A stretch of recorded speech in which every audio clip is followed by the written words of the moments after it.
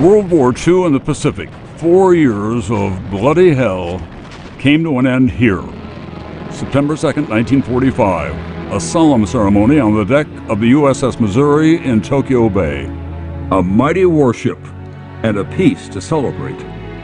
The ship was packed with hundreds of sailors, Marines, reporters, cameramen, and top military brass with legendary names: Nimitz, Halsey, Wainwright, McCain, representatives of 9 Allied nations, and Supreme Allied Commander General Douglas MacArthur.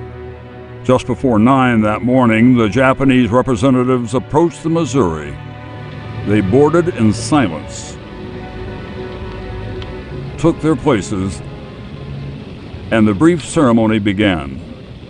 It is my earnest hope, and indeed the hope of all mankind, that from this solemn occasion a better world shall emerge out of the blood and carnage of the past.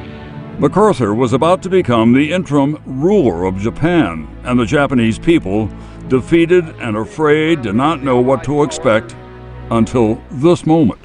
I announce it my firm purpose to proceed in the discharge of my responsibilities with justice and tolerance.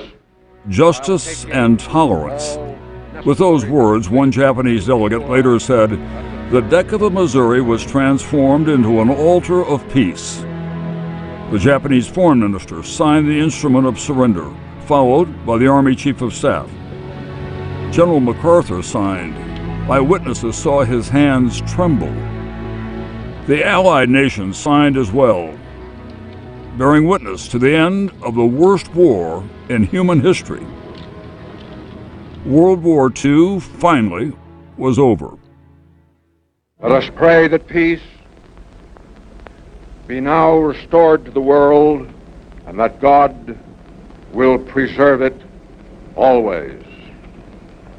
These proceedings are closed. At that moment, as if on cue, the sun came out, and as the Japanese departed, a stunning aerial display. More than 2,000 Allied aircraft flew in formation over the Missouri. In Washington, President Harry Truman marked the moment.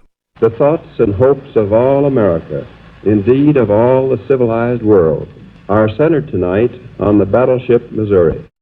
It was no accident that the surrender took place aboard the Missouri. The ship was named for Truman's home state.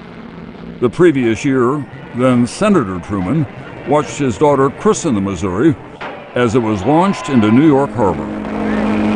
Just weeks after the surrender, the ship was back in New York, welcomed by thousands, including President Truman.